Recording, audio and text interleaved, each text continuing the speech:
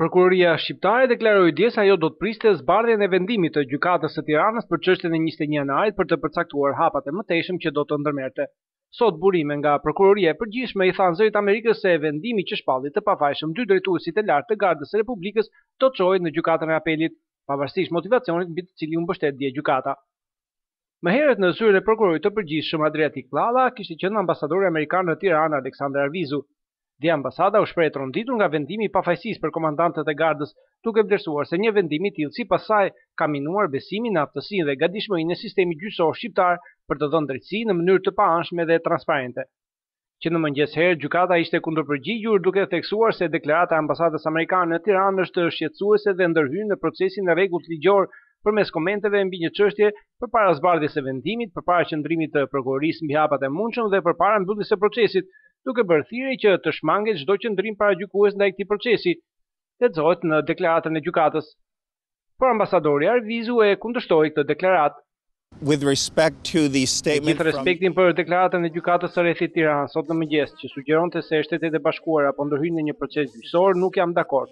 Kjo akuzë nuk ka bazë. Përfshirja jonë rrjedh drejt për drejt nga një kërkesë specifike e prokurorit të përgjithshëm dhe kjo kërkesë u mbështet dhe nga qeveria e Shqipërisë, tha ambasadori amerikan duke u referuar asistentës teknike që u ofrua për hetim.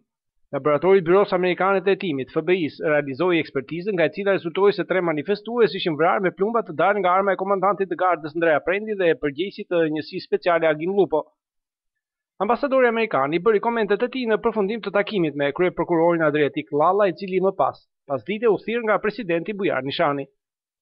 Për ngjarjen reagoi sot edhe ambasadori i delegacionit të Bashkimit Evropian në Tiranë Ettore Seku, i cili i bëri jehon komenteve të mbrëmshme të komisionerit për zgjedhjen Stefan Fyle, i cili edhe një herë kishte përsëritur se një sistem gjyqësor i paanshëm që të sigurojë procese gjyqësore të drejta është një parakusht në rrugën në drejt Bashkimit Evropian dhe kishte bërë thirrje për shmangje të çdo polarizimi.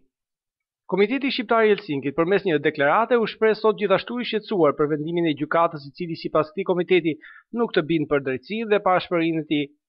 Në të kundërtën rrit dhe mëtej mosbesimin e qytetarëve ndaj organeve të drejtësisë, thuhet në deklaratë. Komiteti i Helsinkit vlerëson të gabuar edhe faktin që gjykata ju referua një vendimi të gjykatës së Strasburgut për të motivuar vendimin e saj, duke bërë sipas Komitetit të Helsinkit interpretime subjektive dhe të kundërligjshme. Në vlerësimin e Komitetit të Helsinkit, gjykata nuk ka mbajtur parasysh se sipas kodit penal të vendit, zbatimi i ligjit penal me analogji nuk lejohet. Për Zërin e Amerikës, Armand Mero, Tiranë.